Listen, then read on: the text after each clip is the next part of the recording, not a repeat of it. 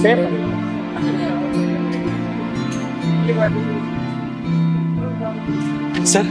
வீட்டில் அம்மாவுக்கு உடம்பு சரியில்லையா சார், ஹாஸ்பிட்டலில் சேர்த்துருக்காங்க. என் ஃபோன் வேறு சுவிட்ச் ஆஃப்ல இருக்கு சார். அர்ஜென்ட்டாக ஒரு ஃபோன் பண்ணணும், ஃபோன் மட்டும் கொடுங்க சார். Hello hello. ஐயோ போனை எடுத்து ஓடுறான்.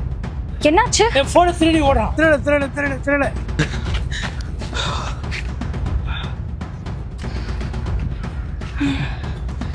சபரி, உடனே மொத்த காசையும் அக்கௌண்ட்டுக்கு அனுப்பு. பரவாயில்ல, எனக்கு ரொம்ப ஈஸியாக முடிஞ்சிச்சுல. டே, எல்லாம் என்னோட ஐடியா. முதல்ல காசு அனுப்பு. அனுப்புறேன். பின் என்ன? 1 2 3 4. 1 2 3 4 கிழமை இவ்வளோ ஈஸியாக வச்சிருக்கான். பின் நம்பர் என்னன்னு சொல்லு. அதுவும் 1 2 3 4 தான். என்னது, பாஸ்வேர்டு பின் நம்பர் ஒரே இதுதானா? கவர்மெண்ட் என்னதான் பின் நம்பர் ஸ்ட்ராங்கா வைன்னு சொன்னாலும் இவன மாதிரி ஆளுங்கெல்லாம் கேட்கவே மாட்டானுங்க. இவனுங்கெல்லாம் இப்படி இருக்கதான் நமக்கு நல்லது. 1 லட்சம் ரூபாயா?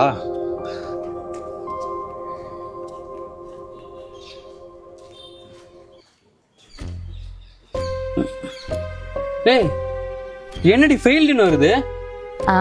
காசு 1 லட்சம் ரூபாய் போட்டோம்ல, அதிகமா இருக்கும் போல. கொஞ்சம் கம்மியா போடுவோம்.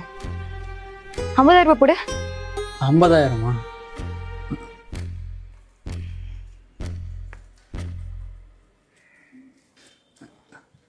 ஏன் 50,000 ஃபெயில்டுன்னு வருது? 20,000 ரூபாய் போடு.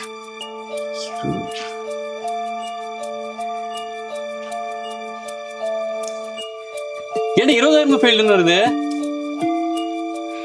10,000 ரூபாய் போடு. ஒருத்தி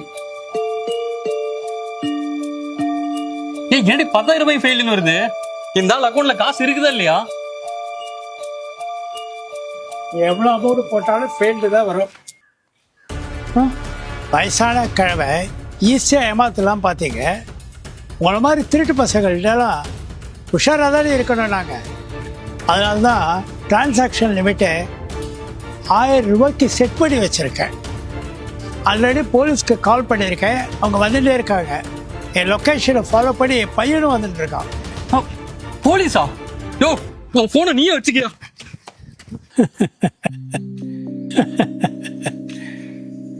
இந்த மாதிரி நிறைய திருட்டு வயசானவங்களை குறி வச்சு நம்ம ஊர்ல நடந்துன்னு தான் இருக்கு. அவங்க கிட்ட இருந்து பாதுகாக்க பப்ளிக் பிளேஸ்ல பின் நம்பர் யாருக்கும் தெரியாம போடுங்க. அதே மாதிரி உங்க டிரான்சாக்ஷன் லிமிட்டை ரொம்ப கம்மியா வைங்க. அப்புறம் போன்ல உங்க லொக்கேஷனை ஆன் பண்ணி வைங்க.